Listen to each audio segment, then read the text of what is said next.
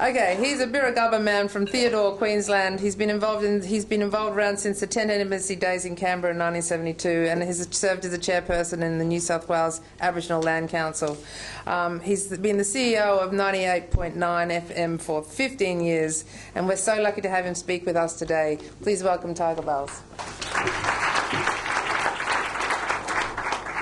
Thank you, Sue. I must acknowledge traditional owners of country where we all meet, and I must say that it's a real honour as a male to be asked to speak at such a gathering. The only other male has been the minister, so I'm held. I must also say I'm no midwife, but I've attended a few births. I've got 9 daughters, 23 grandkids and a great-granddaughter. My missus passed away in 2001. Suddenly. Youngest daughter was 13. The eldest granddaughter was 12. So I've had to bring up these younger ones, but then the older ones started getting pregnant. So I've had to do mum stuff and be there at the birth, the number of births. But I was at their births as well, not just the grandchildren. I attended the births of daughters, because my missus is a Redfern woman and most of the kids were born down there in Sydney. So I attended the births of most of the daughters. There'll be one of them now chasing me up for money. You know what black kids are like, eh? Doesn't matter whether they're 20, 30 or 40. The only difference is the bite gets bigger. When they're 40 they want $1,000, not $50 to go out and have dinner with someone. But so I've attended a few births along the way, you know, and it was an amazing experience to be there and watch these kids come into the world. And with the missus gone, I've had to do it with the grandchildren. And one set of grandkids there was twin girls there, you know, and that was amazing. But the role of the father is something that a lot of us underestimate. I suppose the role of a mother, a lot of young expectant mums underestimate just what they're in for. And I say to some of my staff and friends around me and the kids, you know, your life will never be the same again when you have that first one. So those of you that haven't had any kids yet, your life will never be the same again. Never.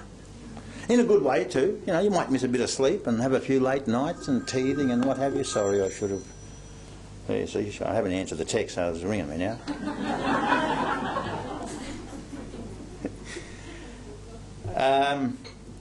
Yeah, the role of the father and parents is amazing, but especially the dad. And a lot of us don't realise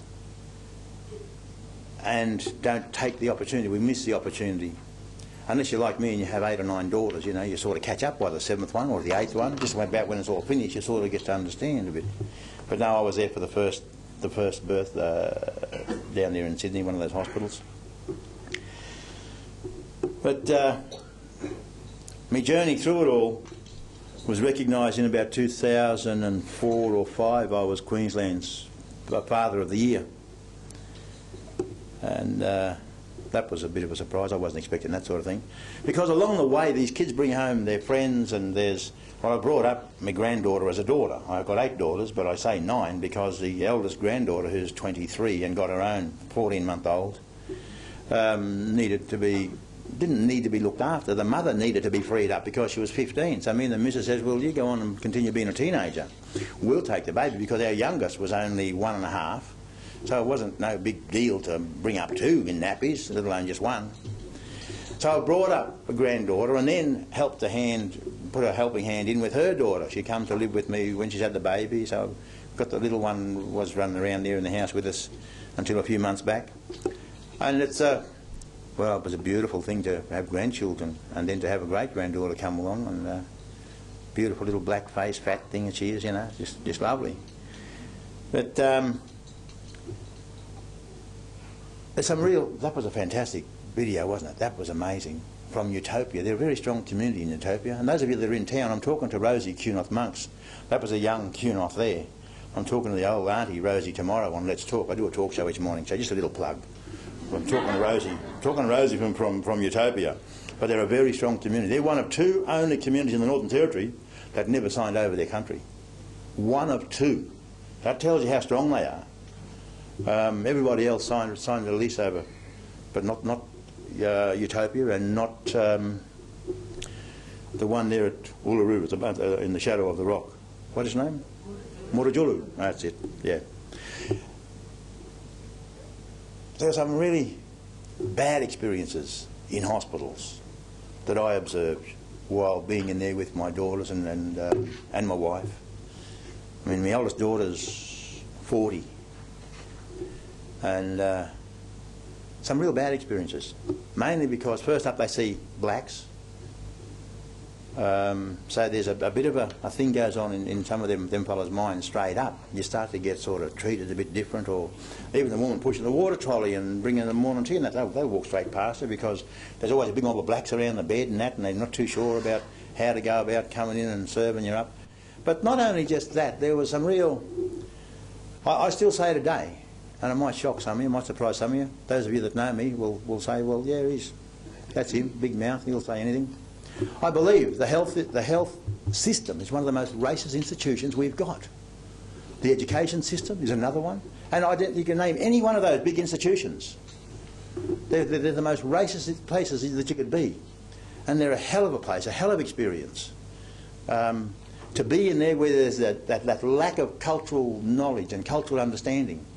And you hear that old girl there talking a while ago, saying, you know, how they sing that baby, they massage that baby, they push him, push him, push him. The ancient knowledge that our people still have, and yet it's not recognised, and we are forced to do it on settler terms. The business of, be it education, be it birthing, you know. So I'm certainly a strong advocate for empowering our people, our communities, and allowing our women to be birthing on country, and real happy to be talking to the Minister earlier we just broadcast a talk show from here this morning about the Birthing on Country program, and it'd be great to see that get started. Because when you think about it, I was talking to somebody about Arakoon community.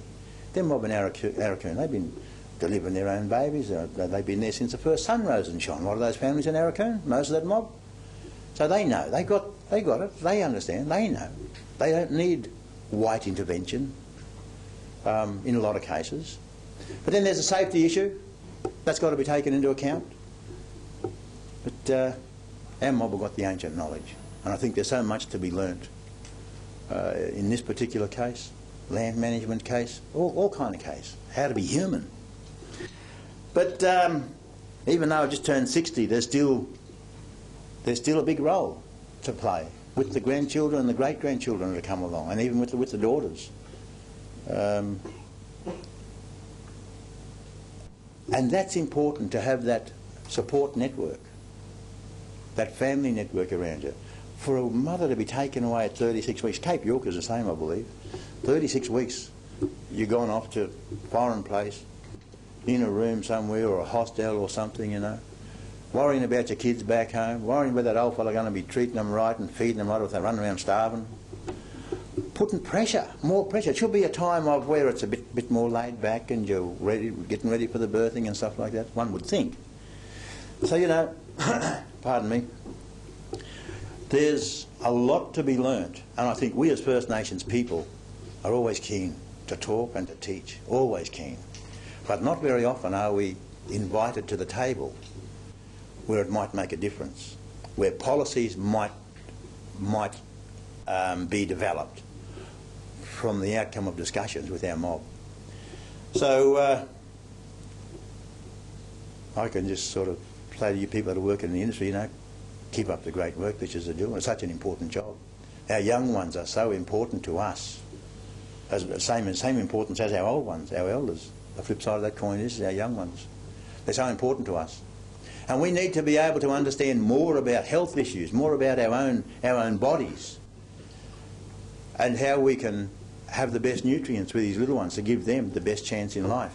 So we've got a lot of learning to do, as well as just teaching the settler society. We've got a lot of learning to do ourselves with our younger ones, and the dads. Those blokes that are making the babies, you'd be there and take responsibility. Don't make the baby and then go off and have some more fun, make another one, you know. Too many of those stories around our community. Too bloody many. It is an honour to be here to say a few words about my experience bringing up kids and attending those births, because it's an amazing feeling watching the little ones come into the world. And I'd encourage any man that's got his missus going off having a baby, you get along there too. It's not just a woman's thing, it's a man's thing. There is a place for a man with birthing. There's also a place where you're not needed. Get the hell out of the way. You're causing too much panic and too much, you know. Get the hell out of the way. So there's a place when a man got to get out of the way, but there's also a place when they need to be there. And it's just a matter of identifying that, working it out. But thank you all very much, and hope you have a great discussion for the rest of the day. Thank you.